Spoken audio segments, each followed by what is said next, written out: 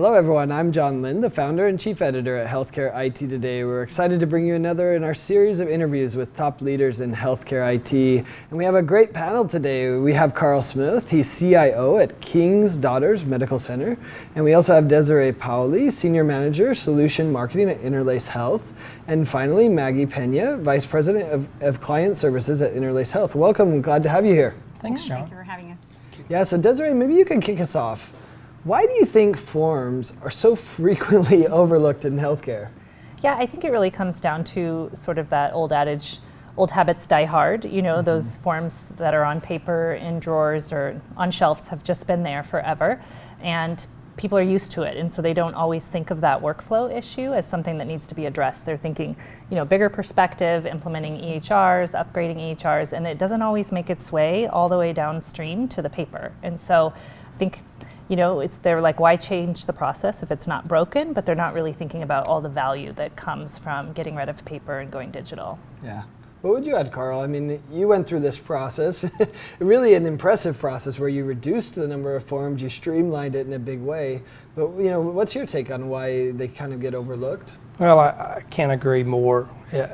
Forms have to do with our processes and workflows that we created from many years back. And many times, whether it's a small facility or a large facility, it goes back to the way you do business, and we learn to do things the most effective way. Well, the way that we used to do things does not necessarily mean that that's the way that we should continue doing them. Yeah.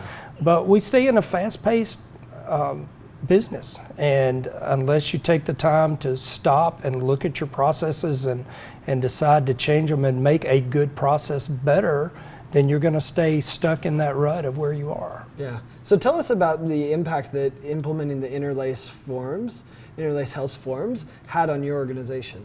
Oh, well, I could go on for a while with that. I'm sure there's a webinar somewhere for it. Well, right? But give us the overview. Yeah, there really is. And so we've done business with FormFast, which is now Interlace for nearly 20 years, and started out as a forms repository. Okay. Which was at first was really hard on the organization because we were so used to strictly paper processes that nobody wanted to change that. That's what they were used to doing. But we showed the vision, we showed what was possible, and built what we thought would work well. And the hospital bought into it, and after a period of time, they really grasped onto it. And since then, we have upgraded our system with Interlace to where it's now interoperability is better. It's just more streamlined. The nurses, they have made that part of what they do and don't know how they would do without it, honestly. Yeah, that's awesome. Great. So Maggie, you lead the client services team at Interlace Health. So tell us about the relationship with King's Daughters Medical Center and how it's evolved. Sure. So at Interlace Health, we work hard in becoming true partners with our customers. We're not just a vendor.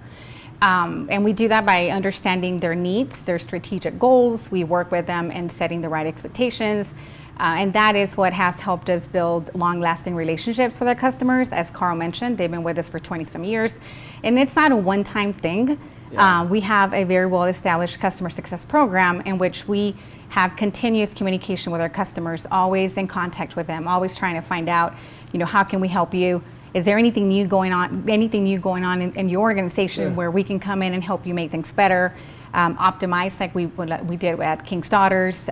So yeah, I mean, we have a lot of programs in place at Interlace Health that help us build that relationship with our customers. Yeah, and Carl, maybe you could chime in there because you talk about, you know, in your session that you did here, it's like form optimization never stops. And I don't think a lot of organizations do that. They're like, set it and forget it, and then talk about your experience in that in making sure that it's optimized. Well, it's so easy to drop that because things are working, and you think things are working great until they're not. So forms optimization never stops. It takes a lot of processes. It takes somebody actually laying eyes on what's going on, and that matters for so many reasons, not just efficiency and saving money, but it's patient safety, because if they're not constantly looking at the forms, things change over an organization. If you don't have a common central repository for those forms, then you've got different data that's flowing around, and that could be dangerous. Yeah, and you said something really amazing in your presentation. You said doctors, they'll call and ask for help. Nurses, they'll find a workaround, That which is I think true. is to that point, right? That is true. That's what we have found with Yeah. our support. No, that's great. So tell us a little bit about the integration, because you integrated your forms with the MEDITECH EHR. Yes. You know, how did that process go, and what was the motivation there? All right, so that process went very well, actually, and Interlace was behind that all the way. They helped us identify the different forms that we needed to use those on, because we have I think you saw in the presentation, 1,000 forms, a little bit less now, but all are capable of bringing data in from our EHR so that we don't have to manually fill that out. And so the process with MEDITECH and Interlace was so much easier than it used to be many years ago. So this saves so much time with our nurses who are able to just click a button, pull the patient information in, that they don't have to manually fill all that out. Yeah. So it went very well. I had a lot of support from the Interlace team as well as MEDITECH. Yeah, and that probably helped with the nurse burnout, because then they don't have to repeat the same stuff, and nobody wants to do that. That stuff.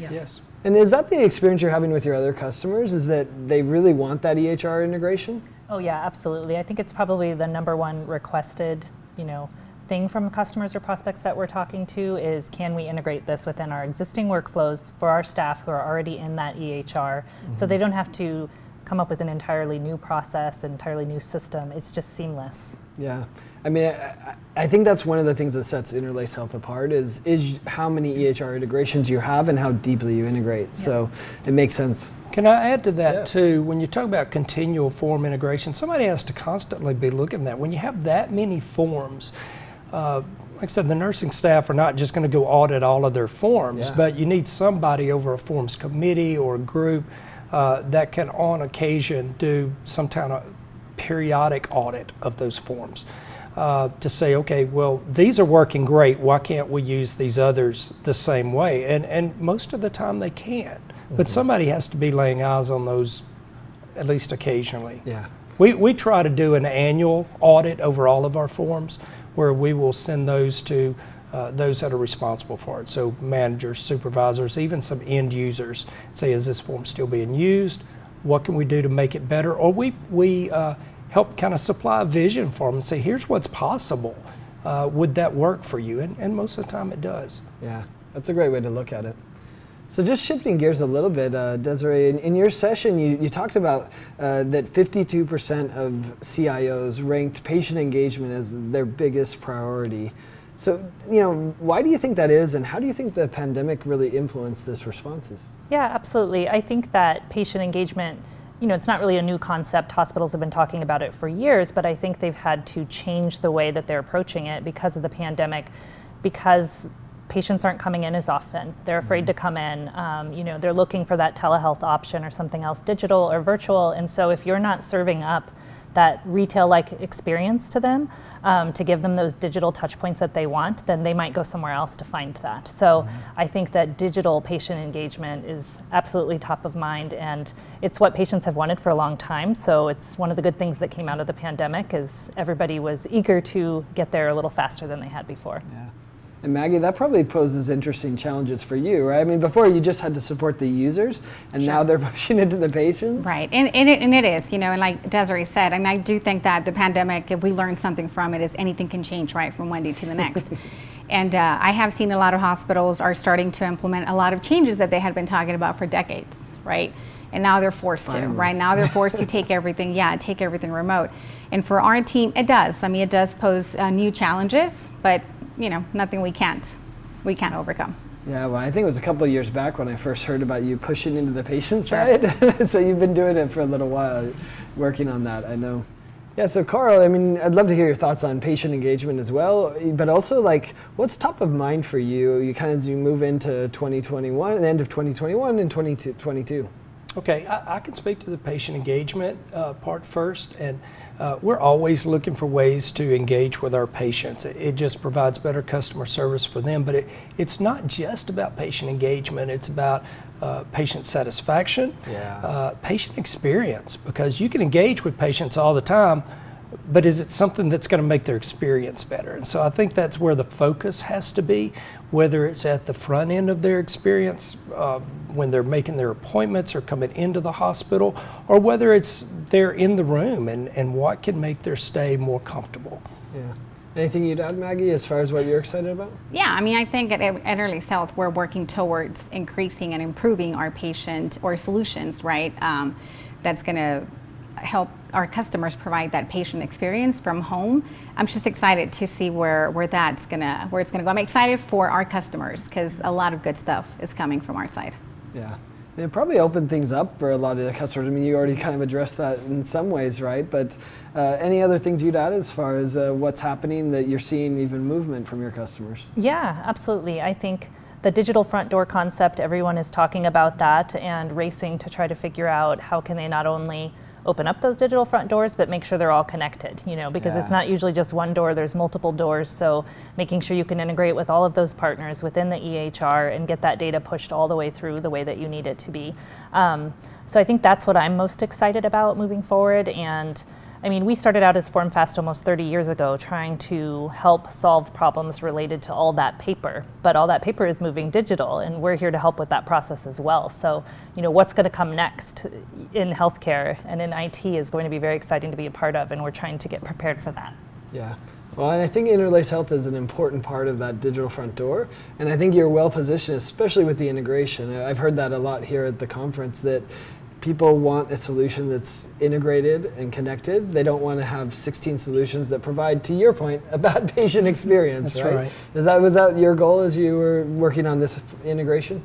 Oh, absolutely. Absolutely. Another point to that is you've got to understand your demographic as well. So we're from a rural part of Mississippi, and not everybody has an app on their phone, or not everybody has a smartphone. And so you've got to understand the different aspects of patient experience for the little old lady that's 80 years old or the teenager that's coming in, and provide a solution that's going to meet their needs as well. Yeah. Great. Well, I appreciate you taking the time to share some insights and perspectives, and congratulations on your success. Thank you. Thanks everyone for watching. If you want to find more great healthcare IT content like this, be sure to check it out at healthcareittoday.com. Thanks. Thank you. Thanks.